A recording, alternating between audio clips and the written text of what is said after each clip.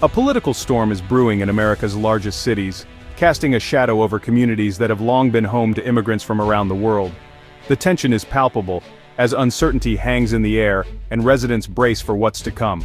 President Trump has issued a sweeping directive to Immigration and Customs Enforcement, or ICE, to dramatically ramp up deportations.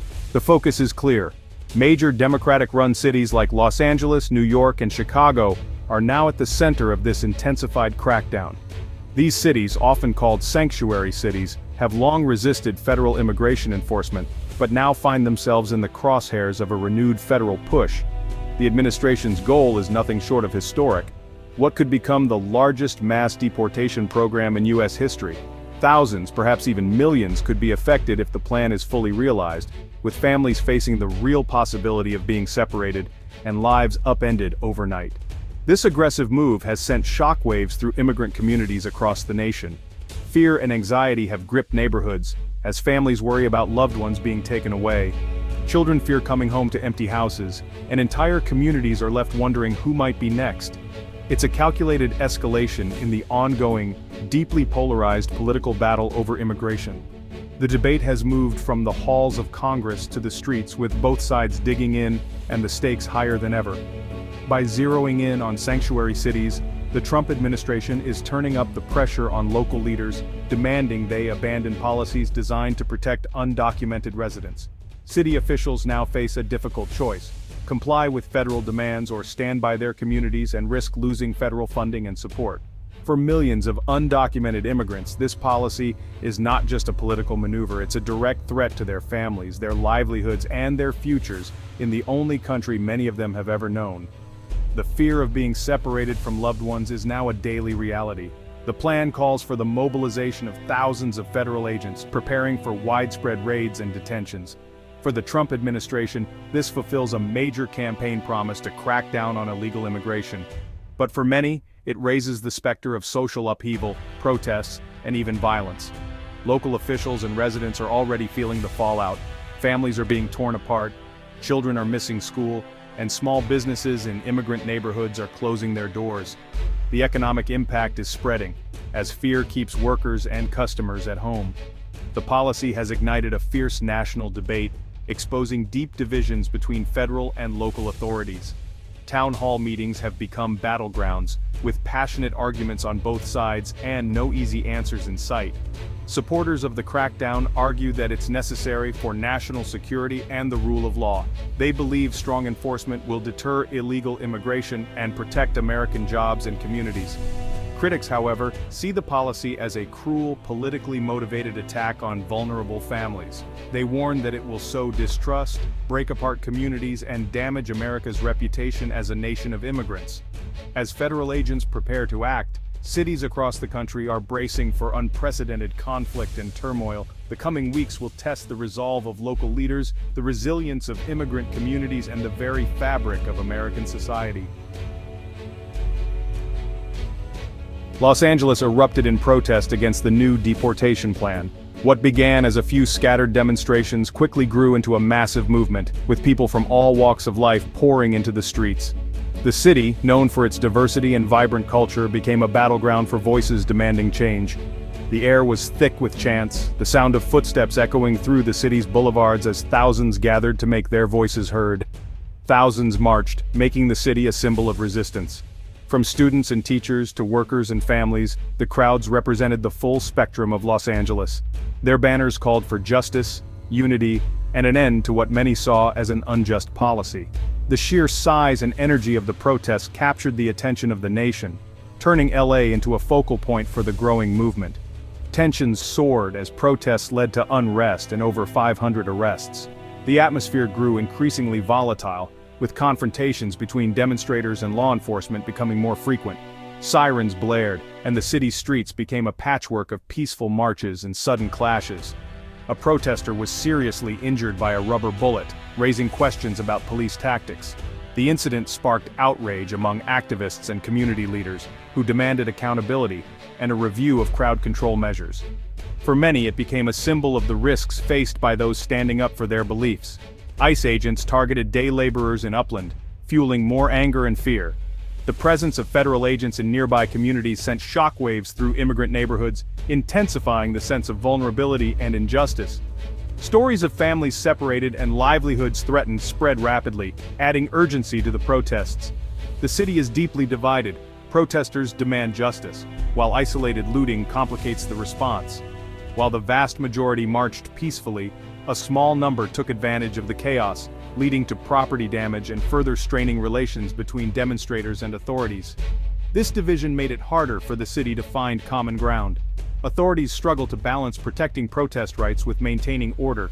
Police and city officials face the difficult task of allowing free expression while preventing violence. Negotiations between protest organizers and law enforcement became crucial in de-escalating flashpoints. Each new incident escalates the conflict, leaving leaders searching for solutions. City officials met late into the night, debating strategies to restore calm without silencing legitimate grievances. The stakes grew higher with every confrontation. The protests reflect a national drama over immigration and law enforcement. Across the country, people watched as Los Angeles became a microcosm of the larger debate, with issues of justice, identity, and belonging at the forefront. The world is watching as Los Angeles becomes the epicenter of this crisis.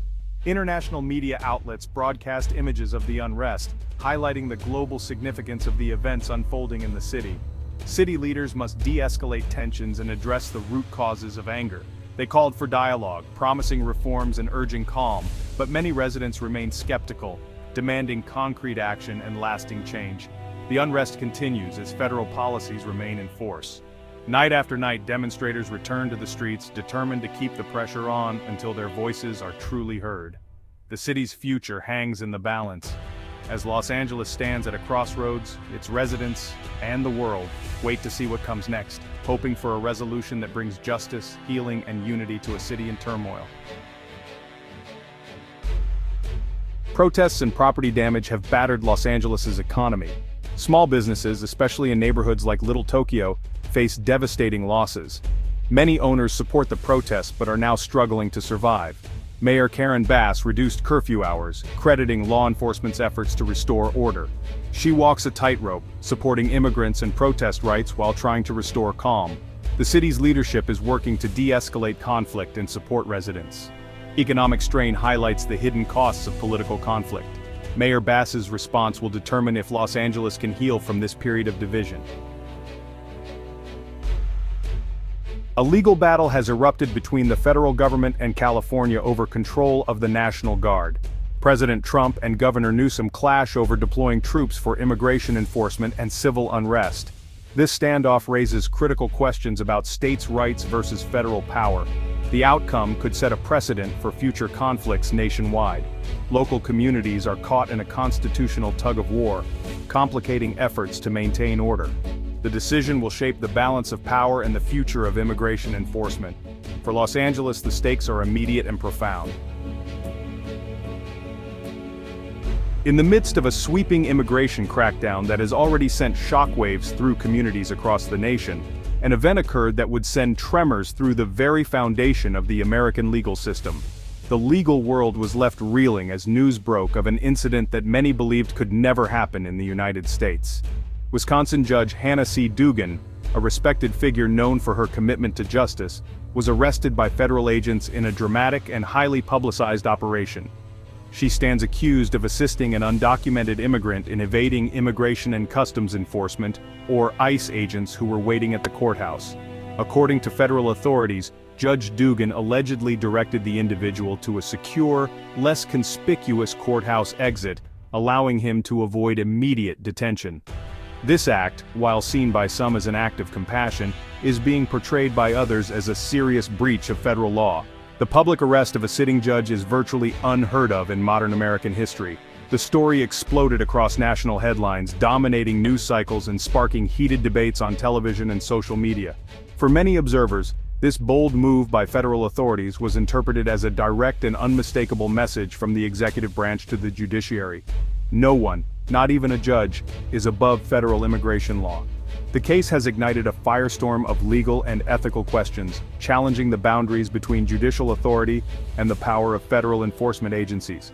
Legal scholars and practitioners are now debating whether Judge Dugan's actions were a principled stand or a violation of her oath. Legal experts warn that this unprecedented arrest could have a chilling effect on judges nationwide, making them hesitant to act independently or compassionately in cases involving federal interests. The incident has quickly become a powerful symbol of the escalating conflict between the current administration and the courts, highlighting the fragile balance of power that underpins the American justice system. Protests have erupted, with citizens and advocacy groups demanding answers and accountability. As the legal battle unfolds, many fear that the outcome could set a dangerous precedent, potentially undermining the independence of the judiciary and altering the relationship between judges and federal authorities for years to come. With the justice system itself now under intense scrutiny, the nation watches closely, aware that the decisions made in this case could reshape the future of American law and the principle of judicial independence. Judge Dugan's arrest triggered a powerful backlash from the legal community. Over 150 former judges appointed by both parties united to condemn the administration's actions. Their open letter called the arrest a blatant attempt to intimidate the judiciary. They warned this was not about law enforcement but about pressuring judges and undermining court independence. The letter argued that targeting a judge for actions in her courtroom crosses a red line. The signatories urged the public to defend the rule of law and judicial independence. Their message, the separation of powers, is at risk. The legal community is sounding the alarm. The former judges argue the arrest was pure intimidation, not justice. They warn it sends a chilling message. Judges who defy the administration could be next. This fear could erode impartiality and compromise fair trials. Judicial independence is essential for democracy and must be protected from political interference. The bipartisan nature of the letter underscores the gravity of the threat.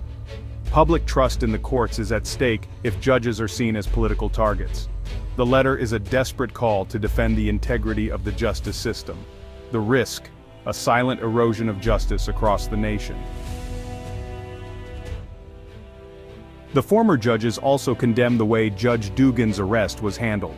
They criticized the public spectacle of parading her in handcuffs, calling it unnecessary and demeaning.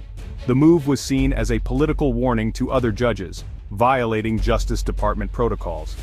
The legal community called for accountability and a return to professional standards. The Justice Department's silence only deepened concerns. The incident has sparked urgent debate about the proper relationship between law enforcement and the judiciary. The future of justice in America is now in question. The former judge's letter delivers a clear message. Judicial independence is the bedrock of a free society. Judges must be free to apply the law without political pressure. The arrest of Judge Dugan is a direct challenge to this principle. The letter calls on the public to defend the courts and resist any attempts to undermine their authority. The relationship between the executive and judicial branches is under severe strain. This is about more than one judge.